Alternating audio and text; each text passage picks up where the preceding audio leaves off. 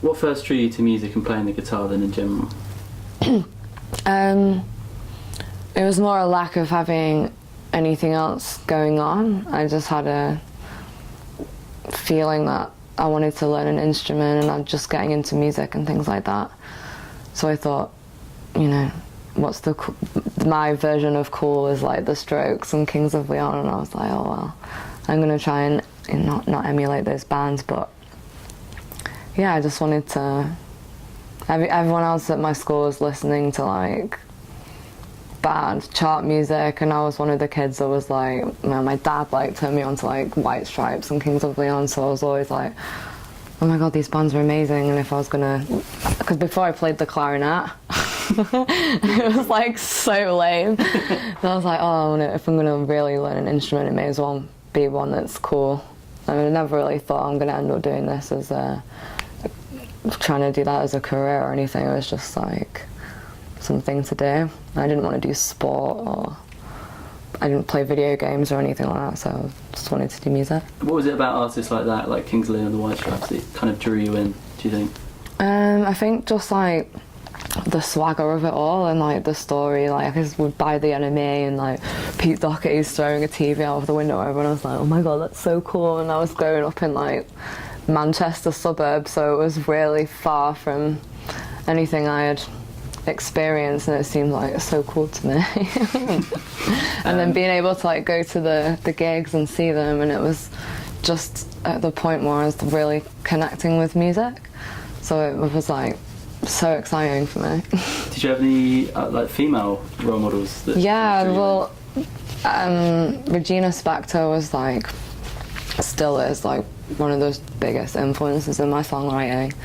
And I discovered her when I was getting into like, I saw the Cribs play, I think, and they had Jeffrey Lewis supporting, and then I got really into them and found the like New York anti-folk scene, and Regina Spektor was like a champion in that, and then she'd done a track with the Strokes, and she'd toured with the Strokes, and I found this whole other like world, and she was like, yeah, I think I have like 500 songs of hers on my laptop, like half of them like really bad bootlegs and like unreleased stuff, but no, she was just amazing. She was probably like the reason that I ended up wanting to go and do this like as a career, because I just was in awe of her.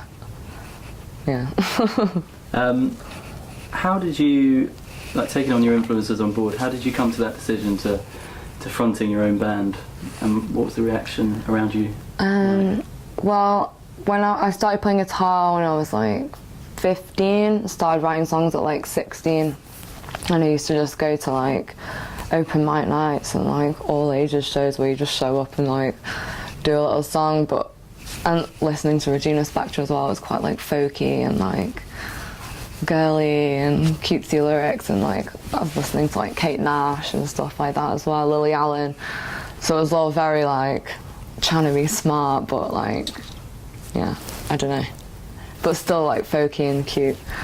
And then yeah, I was doing that for a while, but then obviously there was all those other artists doing that, like female girls with guitars, and then like I love Laura Marling, she was doing that, and I just thought to myself like, oh, wouldn't it be cooler to like play electric guitar and have a drummer and yeah, be a bit more away from the cutesy little girl image that I'd had for like while I was developing my skills. I was like a turning point. I wanted to go, you know what, this is fine, but I want to do this. So I just like went for it.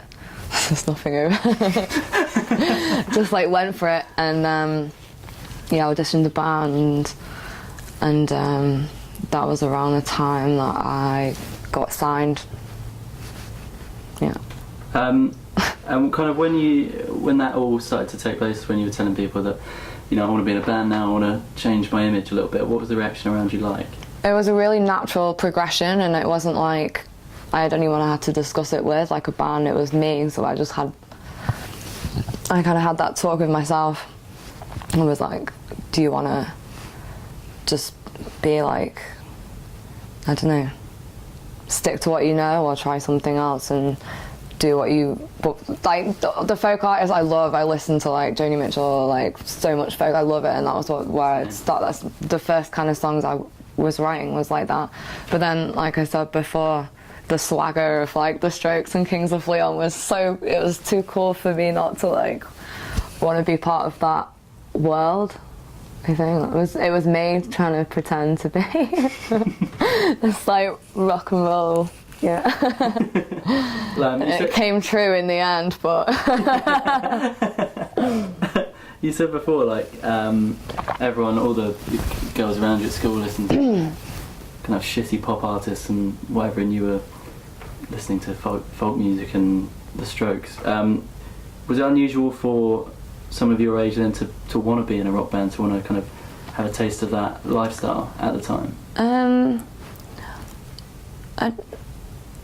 I want to say, I don't know. Sorry, can you ask that again? Yeah, do you think it was unusual for someone of your age, when you were kind of first starting to get into music, to want to be in a band and to want to... Yeah, I think it was. Probably quite unusual. There was like, because everyone in my school who was into like...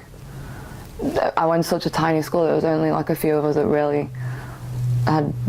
I'm sure everyone discovers music at different times, but it was very, I don't know. There wasn't many kids in my school that were listening to guitar music. There was like a small group of Yeah, people, just a small of them, and they were mostly dudes, so...